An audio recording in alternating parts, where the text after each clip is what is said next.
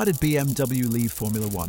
BMW's Formula One story should have been one of the greatest success stories in modern motorsport, one of the biggest car manufacturers in the world, a partnership with Williams, the most powerful engine on the grid, then their own factory team, race victories, pole positions. By 2008, they weren't just competing, they were leading the World Championship. Everything looked perfectly set up for BMW to become Formula One's next powerhouse. Then, they made one decision. A decision that many fans still believe cost them a World Championship. Just 1 year later, they walked away from Formula One altogether. So, why did BMW leave Formula One just as they looked closer than ever to winning it all? BMW's relationship with Formula One stretches back much further than most people realize. They first entered the sport in the early 1980s, producing the legendary turbocharged M12 engine. That engine powered Nelson Piquet to the 1983 Drivers' Championship with Brabham, making BMW the first manufacturer to win a Formula One title with a turbo engine. When they returned in 2000, expectations were enormous. Rather than building their own team immediately, BMW partnered with Williams. At the time, Williams were one of Formula One's biggest names. They had won 9 Constructors' Championships, 7 Drivers' Championships, and although they'd slipped behind Ferrari after losing Renault power, they were still considered one of the sport's elite teams. For BMW, it looked like the perfect opportunity. Williams had the experience, BMW had the money, and perhaps most importantly, BMW had an incredible engine. Almost immediately, their V10 became famous for one thing: power. It wasn't just quick, it was terrifyingly quick. Juan Pablo Montoya and Ralf Schumacher often looked untouchable on the straights. BMW believed they had built the best engine in Formula One. Now, they just needed the results to prove it. And for a while, it looked like those results were coming. By 2002, Williams were winning races again. Then in 2003, they became genuine championship contenders. Montoya pushed Michael Schumacher throughout much of the season. Williams finished second in the Constructors' Championship. For a brief moment, it looked like BMW's gamble had paid off. But beneath the surface, the relationship was beginning to crack. BMW believed they had given Williams the best engine on the grid. Williams believed their chassis deserved far more credit than BMW were willing to give. Whenever they lost, both sides blamed each other. Mario Tyson, BMW Motorsport director, publicly questioned the chassis. Patrick Head defended Williams.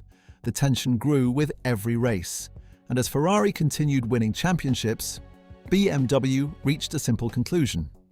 If they wanted complete control over their own destiny, they needed their own Formula One team. Before we see how BMW went from frustrated engine supplier to genuine championship contender, if you're enjoying this video, don't forget to hit like and subscribe to Pit Wall Stories. We cover the biggest what happened, rise and fall, and forgotten stories from Formula One history every single week. Now, let's see how BMW went all in. At the end of 2005, BMW bought Sauber. Unlike starting from scratch, this gave them something incredibly valuable: an experienced Formula One workforce, excellent engineering facilities, one of the best wind tunnels in the sport. BMW believed that with manufacturer funding, the team had enormous potential. The new operation became BMW Sauber, and progress came much faster than anyone expected. Their first season as a constructor wasn't spectacular, but it was promising. Nick Heidfeld scored regular podium finishes.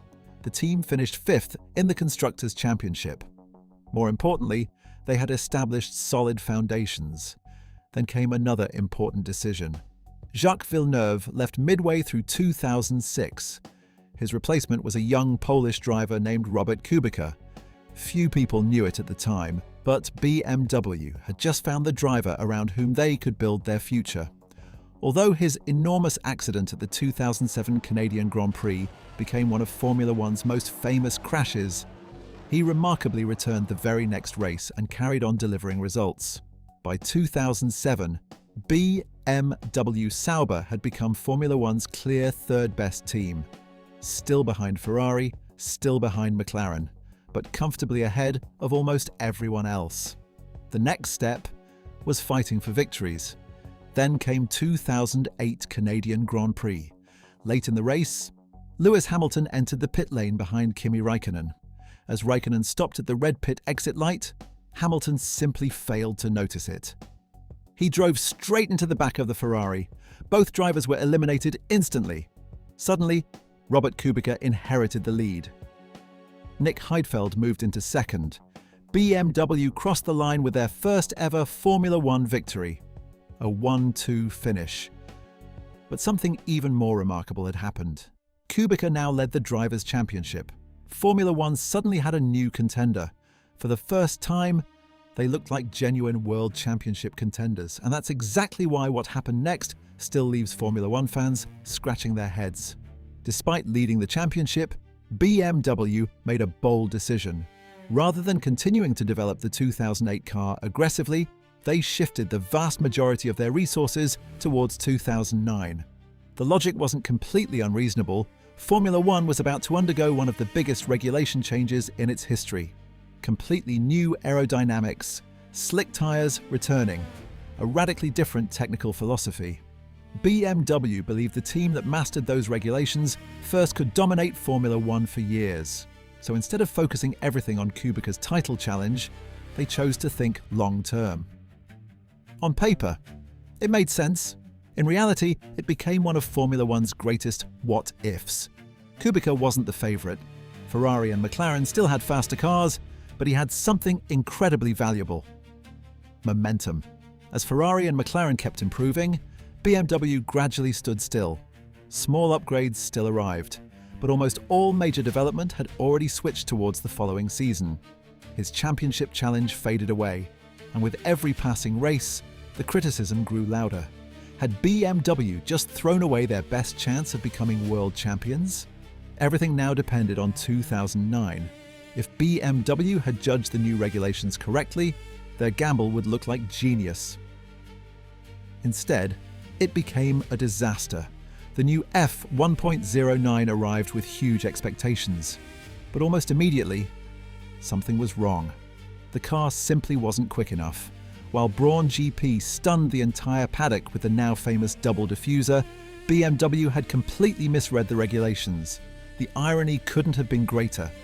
BMW had sacrificed a genuine outside shot at a Drivers' Championship in 2008 for a car that couldn't consistently fight for podiums in 2009. As disappointing as the season was, an even bigger problem was unfolding away from the racetrack. The global financial crisis had hit the automotive industry hard. Manufacturers around the world suddenly found themselves under enormous financial pressure. Formula One was one of the most expensive marketing programs in the world. Winning could justify that investment. Running in the midfield could not. Officially, BMW said they were shifting their strategy towards sustainability and future road car technologies. But inside Formula One, many believed the reality was much simpler. BMW had entered Formula One to become world champions. After spending hundreds of millions of euros, they hadn't achieved that goal. Combined with the financial crisis, the business case simply disappeared. In July 2009, BMW announced they would leave Formula One at the end of the season. The news stunned the paddock. Just 12 months earlier, they had led the Drivers' Championship. Now, they were leaving altogether. Fortunately, Peter Sauber stepped back in. The man who had built the team in the first place rescued it, once again, without him. The Hinwil factory may have disappeared from Formula One forever. Instead, it survived. Years later, that same factory became Alfa Romeo's Formula One team. And today, it forms the foundation of Audi's brand new Formula One Works program. So, why did BMW really leave Formula One? It wasn't because they couldn't build a fast car. It wasn't because they suddenly ran out of money. And it certainly wasn't because they lacked ambition.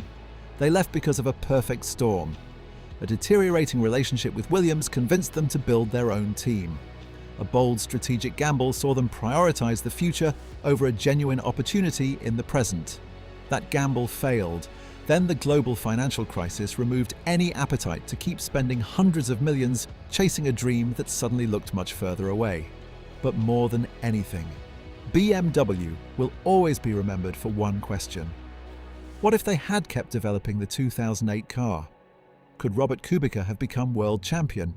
Could BMW have won the title they had spent so much money chasing?